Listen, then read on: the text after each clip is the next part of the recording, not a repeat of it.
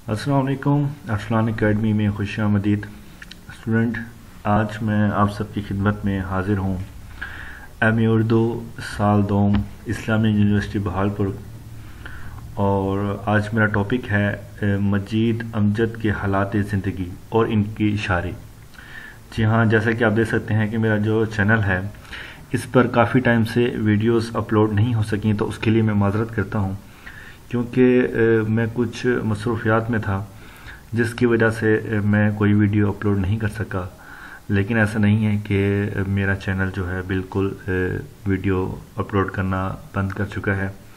बस इंशाल्लाह अब मैं रेगुलर जो है अपनी वीडियोस अपलोड करता रहूँगा। और ये एक बहुत ही अहम टॉपिक है मजीद अमजद। जैसा कि आप सब जानते हैं कि मैं बेसिकली जो शायर है उसकी हालात ज़िंदगी और वो किस किस्म का शायर है इस पर मैं बात करता हूँ, ताकि कंसेप्ट क्लियर हो और हमें पता चले।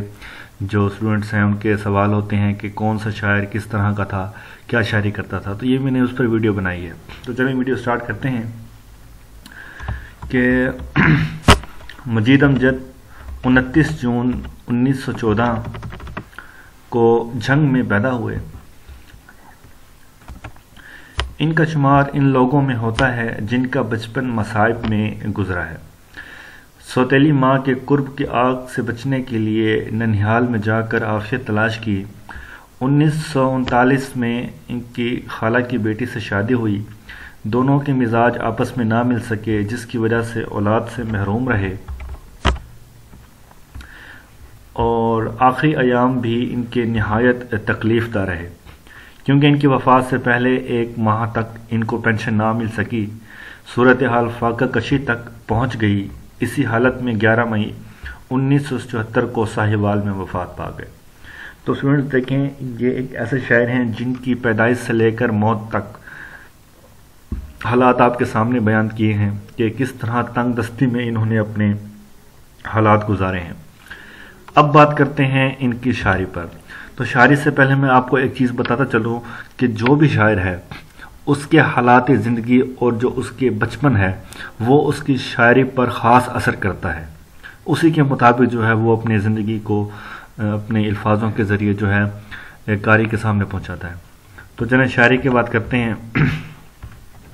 ये एक हकीकत है कि हर शायर, अदीब और फनकार के हालात ज़िंदगी इनकी शायरी पर गहरा असर मुरतब करती है, जैसे कि मैंने कहा है। मजीद अमजद की शायरी भी इसी अमर की गमाज़ है। इन्होंने गज़ल की बजाय नज़म गोई को अहमियत दी, ये एक बात सामने आ चुकी है। और इनकी गज़लों की तादाद जो है वो आटे में नमक के बराबर थी। मजीद अमजद के लिए गज़ल की चंद लाइनों में बात कहना निहायत ही मुश्किल था, इसलिए इन्होंने नज़म गोई अपनाई, अपने ख़यालात को वसअत दी। वो नज़म में किसी एक सूरत तक महदूद ना रहे, यानी कि उन्होंने अपनी नज़म में जो है यहाँ तक कि वतन से लेकर यहाँ तक कि अपनी जो सब्जियाँ तरकारियाँ थीं उनका ज़िक्र भी उन्होंने नज़म में लिखी हैं। ये मजीद अमजद की शायरी की खूबी ही तो है कि इन्होंने तमाम शोरा का असर कबूल किया, मगर अपनी इनफरादियत को कायम रखा। मजीद अमजद की ने हैयत को शायरी का मलबूस यानी कि लिबास करार दिया है।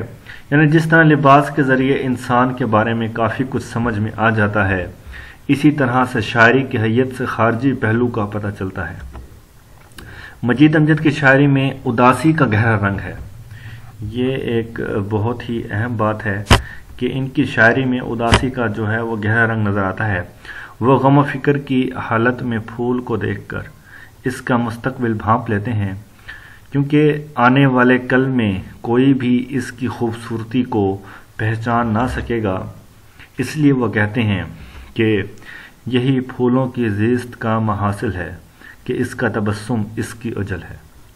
इसी तरह से वो कहते हैं कि ये दुनिया है मेरी कि मरकत है मेरा, यहाँ भी अंधेरा वहाँ भी अंधेरा। तो स्टूडेंट, ये था एक कंसेप्ट मजीद अमजद के बारे में। उम्मीद है आपको वीडियो पसंद आई होगी। तो आप जो चाहते हैं कि मैं किसी और टॉपिक पर वीडियो बनाऊं तो कमेंट में ज़रूर कीजिएगा।